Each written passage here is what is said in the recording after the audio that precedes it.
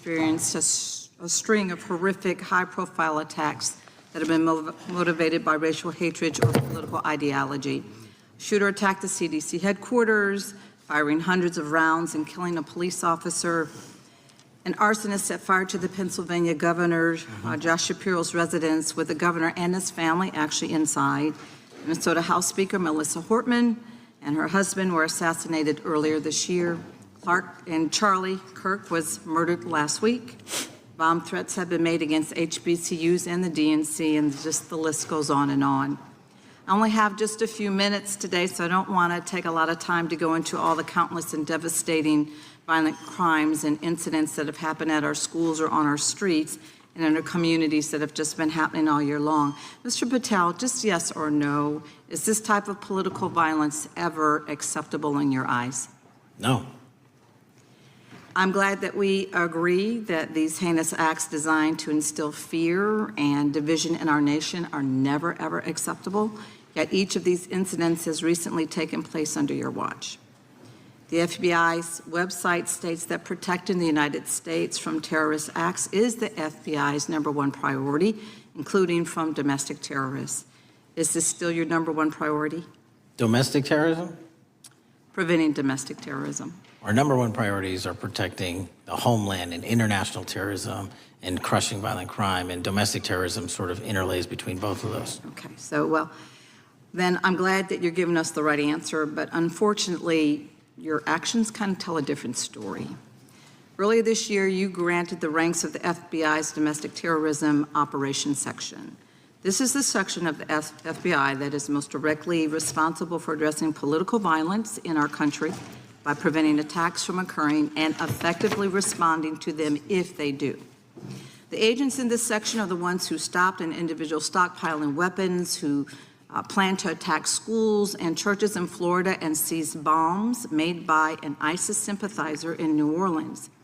And instead of ensuring that this section has all the resources that it needs at a time when its mission is critical, you fired its decorated veteran FBI agents who have served their country proudly under Republican and both Democratic presidents, and you scrapped the tools that they developed to fight domestic terrorism, including the National Domestic Terrorism Incident Database.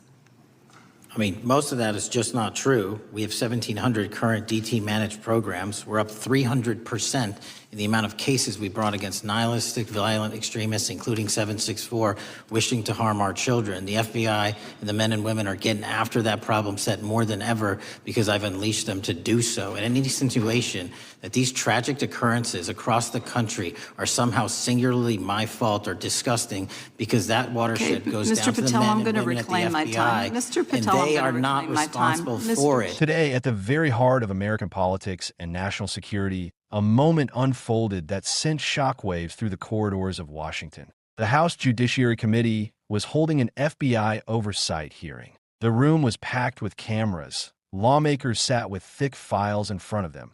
And at the center of attention stood FBI Chief Kash Patel. What was expected to be a routine hearing quickly transformed, within minutes, into a tense, emotional, and confrontational showdown. The hearing began with standard questions: FBI priorities, budget allocations, and national security concerns. But the atmosphere shifted dramatically the moment Democratic Congresswoman Lucy McBath took the floor. Her voice was firm, her words sharp. She directly challenged Kash Patel, questioning whether the FBI was still fulfilling the mission for which it was created. She argued that recent decisions and leadership choices had raised serious concerns about the agency's direction. According to her, agent dismissals, a drift away from core crimes, and a lack of transparency were collectively weakening public safety. McBath went further, stating that the FBI's real job is to protect children, combat violent crime,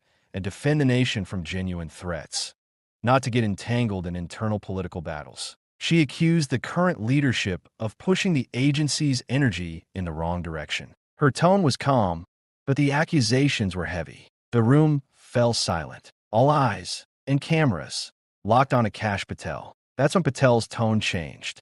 Leaning forward in his chair, he fired back sharply. Before you point fingers at the men and women of the FBI, Look at the work they do, he said. His voice rose as he emphasized that FBI agents risk their lives every day, hunting criminals, dismantling gangs, and keeping the nation safe. Do not disparage this agency, he added, visibly frustrated. That moment became the turning point of the hearing. This clash was not just a war of words.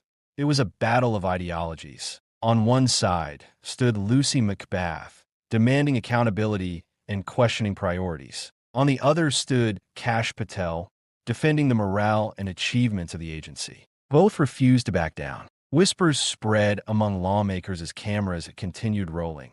This was politics unfolding live. The debate soon expanded further. The Jeffrey Epstein case was raised. Several lawmakers questioned whether the FBI had released all documents and evidence related to the case. The accusation was clear. The truth was being withheld from the public. Patel responded forcefully, stating that the FBI operates strictly within the law and has released everything legally possible. He asked bluntly whether the law should be broken just to satisfy curiosity. The question echoed through the room. Lucy McBath intervened again, insisting that transparency is the backbone of democracy, and when major cases raise doubts, the public deserves clarity. Trust, she argued, can only exist when agencies are open and accountable. Patel countered by saying trust is built on results, arrests, convictions, and security. The debate had now turned into transparency versus procedure. Other lawmakers joined in. Some praised the FBI's work, while others echoed concerns and criticism. But the sharp exchange between Lucy McBath and Kash Patel dominated the headlines. It became clear this was not just about one agency. It was about deep political polarization. One side argued that strict oversight of the FBI is essential. The other warned that constant attacks damage the agency's morale. As the hearing continued, Patel cited examples: operations against drug cartels, cybercrime crackdowns, and counterterrorism efforts. He claimed the FBI had delivered record results. McBath responded by repeating that results matter, but direction matters just as much. If priorities are flawed, she warned, success will not last. The hearing ended with formal thanks, but once lawmakers stepped outside the room, it was obvious the confrontation was far from over. The media labeled it an explosive hearing. Clips went viral on social media. Patel's fiery defense, McBath's controlled but piercing criticism. Supporters and critics on both sides rushed to frame their own narratives. The real meaning of this episode was clear. In America, the role of security agencies, accountability, and politics are colliding head-on. Lucy McBath's voice represented those who believe questioning power is a democratic right. Kash Patel's voice represented those who believe protecting the morale and honor of frontline officers is equally vital. This was not a story of victory or defeat, but a reflection of a struggle that defines democracy itself, questioning authority and authority pushing back. And even after the cameras shut off, the debate continued in Capitol Hill hallways, television studios, and among the public. That is why this hearing was not just a meeting, but a story far longer than 10 minutes. A story that proves democracy survives not in silence, but in confrontation, where accountability is born.